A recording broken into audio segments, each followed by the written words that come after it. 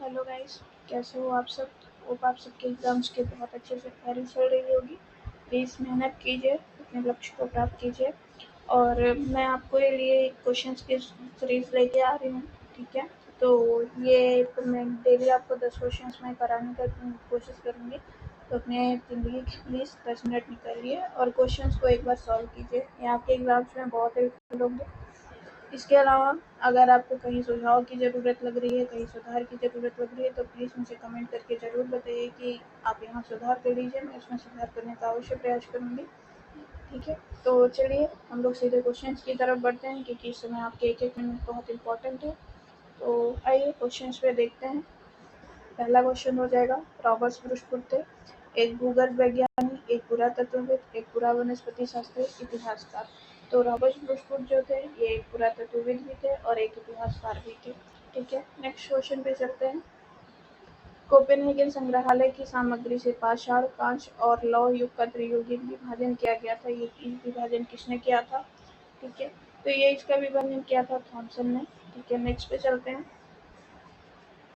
तो नेक्स्ट हो जाएगा, उत्खनिज प्रमाणों के आधार पर पशुपालन का प्रारंभ हुआ था। निचले पूर्व पाषाण काल में, मध्य पूर्व पाषाण काल में, ऊपरी एवं पाषाण काल में, मध्य पाषाण काल में।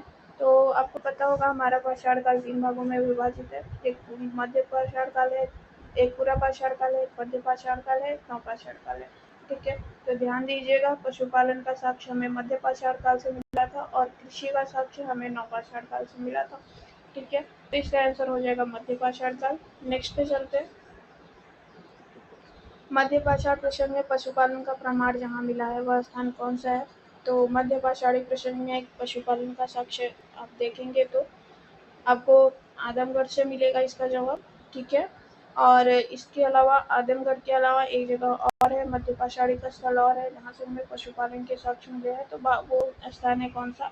बागोर, ठीक है? तो याद रखिएगा, आदमगढ़ और बागोर ये दो ऐसे स्थान हैं जहाँ से हमें पशुपालन के साक्ष्य मिले हैं, ठीक है? नेक्स्ट चलते हैं। निम्नलिखित में से किस स्थल से हड्डी के उपकरण प्राप्त हुए हैं? तो चौपानी, मांडू, काकोरिया, महदहा या शरायनाहर, ठीक है? तो हड्डी के उपकरण जो हो जाएंगे ये हमें आपके महदहा और शरायनाहर से याद मिलेंगे। यहाँ पे भी आप दो बात रखिएगा, ठीक है, कि हमें हड्डी के उपकरण जो है ये महदहा और शरायनाहर दोनों से मिले हैं, ठीक है? हालांकि एग्जाम में आपको एक ही आंसर टिक करना रहेगा, तो आप दोनों में से कोई भी एक कर दीजिए, आपके दोनों आंसर सही हैं यहाँ पे। तो नेक्स्ट हो जाएगा, निम्न मध्य पाषाणिक स्थलों को भौगोलिक दृष्टि से पूर्व से पश्चिम क्रम में आपको सजाना है, ठीक है? तो इसके लिए आपको थोड़ा टाइम लगेगा, मैं आपको थोड़ा सा छोटा करके इसको दे रही हूँ, आप आंसर दीजिएगा इसका। देखिए, यूपी आर ओ का मेंस का क्वेश्चन है, दिसंबर में आपको आर का एग्ज़ाम भी रहेगा। तो ये आपके वनडे एग्ज़ाम्स और जो भी स्टेट पीएससी एग्ज़ाम है इन सब में आपको बहुत हेल्पफुल रहेगा। इसलिए प्लीज़ मैं आपसे कह रही हूँ कि थोड़ा टाइम निकाल के एक बार क्वेश्चन ज़रूर लगाइए और आंसर ज़रूर दीजिएगा, ठीक है? चलिए मैं आपको इसके आंसर बता देती हूँ। इसमें पहले हम देख लेते हैं कि ये स्थल कहाँ-कहाँ पर है। तो ये जो पैसरा है, पैसरा जो है ये हमारा बिहार में है, ठीक है? लेखाहिया जो है ये आपका यूपी में है, महदहा ये भी आपका यूपी में है और वीरभानपुर जो है ये आपका पश्चिम बंगाल में है, वेस्ट बंगाल, ओके? तो इसमें से देखिए जो भी यूपी के कैंडिडेट हैं उनके लिए दो इम्पोर्टेंट हैं स्थल, लेखाहिया, महदहा, क्योंकि आजकल डायरेक्टली क्वेश्चन पूछे जा रहे हैं स्थलों को लेकर।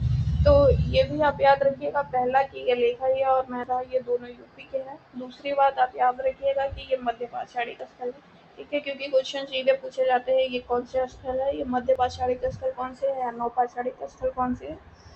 तो इन सब चीज़ों पे आप लोग थोड़ा ध्यान दीजिएगा जब भी आप अपने नोट्स पढ़ रहे हो या बुक जो भी आप लोग टेक्स्ट बुक पढ़ रहे हो और जो भी बुक प्रेफरेंस कर रहे हो, तो जब भी ये सब पढ़े तो इन सब चीज़ों पे थोड़ा फोकस कीजिएगा। चलिए नेक्स्ट पे चलते हैं। सॉरी, इसका पहले मैं आपको आंसर बता देती हूँ, तो इससे आपका आंसर यहीं से निकल जाएगा, ठीक है? इसका आंसर आपका हो जाएगा सी, ठीक है? तो मैं इसका आंसर आपका टिक कर देती हूँ, ओके? नेक्स्ट पे चलती हूँ।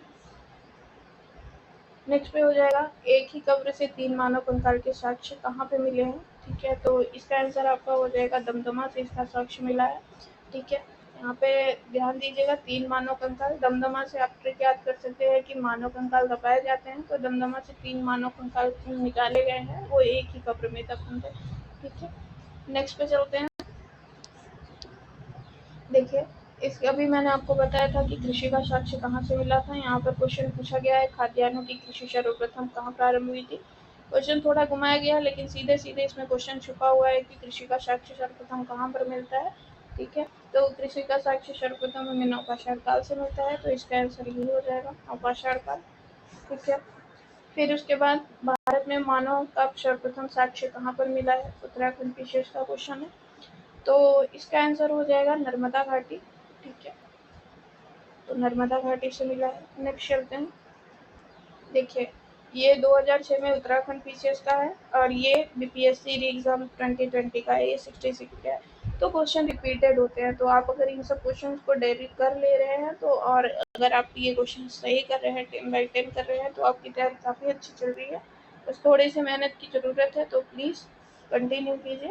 और चलिए इसका आंसर भी देख लेते हैं। क्वेश्चन क्या है, प्रथम मानव जीवाश्म भारत की किस नदी घाटी से।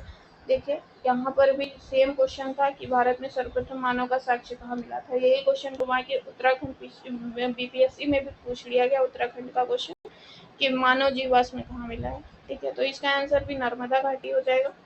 ओहो, कितने क्वेश्चन ये सब आपके लिए बिल्कुल आपके एग्ज़ाम में सपोर्ट करेंगे, आपके एग्ज़ाम में आंसर निकालने की कोशिश करेंगे। मैं कोशिश करूँगी कि मैं आपको डेली 10 क्वेश्चन दे दूँ, और साथ ही साथ आप प्लीज़ जितना हो सके टेस्ट सीरीज़ कीजिए। ठीक है, नोट्स रिवीजन कीजिए, अभी से एग्ज़ाम की तैयारी में लग जाइए, ज़्यादा टाइम नहीं है। ठीक है, तब तक के लिए all the best, thank you, take care, bye bye.